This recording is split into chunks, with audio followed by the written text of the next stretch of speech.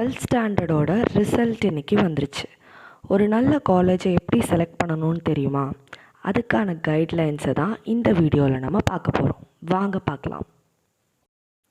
College select பண்ண போகிறதுக்கு முன்னாடி ஃபஸ்ட்டு உங்கள் குழந்தைங்க கிட்ட அவங்களோட இன்ட்ரெஸ்ட் என்னன்னு கேளுங்க. அவங்களோட இன்ட்ரெஸ்ட், அவங்களோட அகாடமிக் ஸ்ட்ரென்த், இதை வச்சு அவங்க ஃப்யூச்சரில் என்ன ஆக போகிறாங்க அப்படின்னு அவங்கக்கிட்ட நீங்கள் கேட்டு தெரிஞ்சுக்கோங்க. அவங்களுக்கு பிடிச்ச துறையில் அவங்கள நீங்கள் படிக்க வச்சிங்கன்னா கண்டிப்பாக அவங்க பெரிய ஆளாக வருவாங்க. Believe them. ஓகே, இப்போ நம்ம தெளிவாக நம்ம என்ன துறையை தேர்ந்தெடுக்க போகிறோன்னு தெரிஞ்சதுக்கப்புறம் எந்த ப்ரொஃபஷனாக வேணாலும் இருக்கலாம், டாக்டராக இருக்கலாம், இன்ஜினியராக இருக்கலாம், இல்லை டீச்சராக இருக்கலாம், what ever it maybe. Next step நம்ம என்ன பண்ண போகிறோம் அப்படின்னா, நம்ம என்னென்ன காலேஜஸ் எல்லாம் அவைலபிளாக இருக்குது, அதோட ரேங்கிங் என்ன அப்படின்னு தெரிஞ்சுக்கணும். அதுக்கு தான் இந்த அக்ரிடிட்டேஷன் ரொம்ப முக்கியம். அக்ரிடிட்டேஷன்னா என்னென்னா, ஒரு சில நேஷ்னல் ஆர்கனைசேஷன்ஸ் என்ன பண்ணுவாங்கன்னா, காலேஜஸ்குள்ளே இருக்கிற தரத்தை ஆராய்ந்து அதுக்கு கிரேட் அண்ட் ரேங்கிங்ஸ் கொடுத்துருப்பாங்க.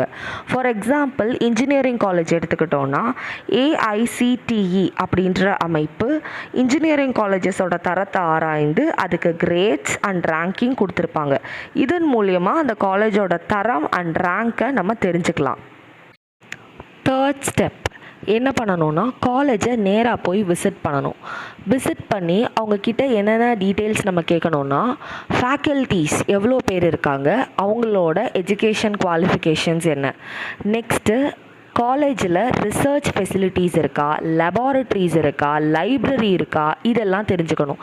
ஏன்னா இதெல்லாம் தான் நம்ம ஸ்டூடெண்ட்டோட resources.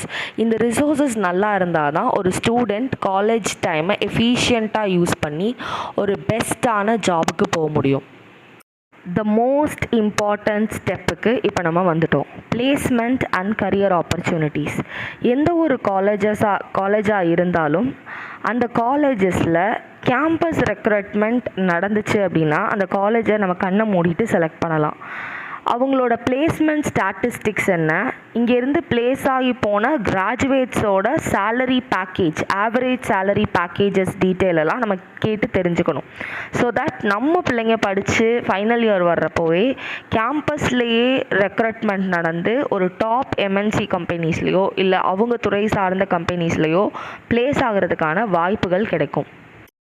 Last but not least, உங்களோட காலேஜில் படித்த பாஸ்ட் அவுட்டான சீனியர்ஸோட ஃபீட்பேக் அண்ட் ரிவ்யூஸை கேட்க மறந்துடாதீங்க.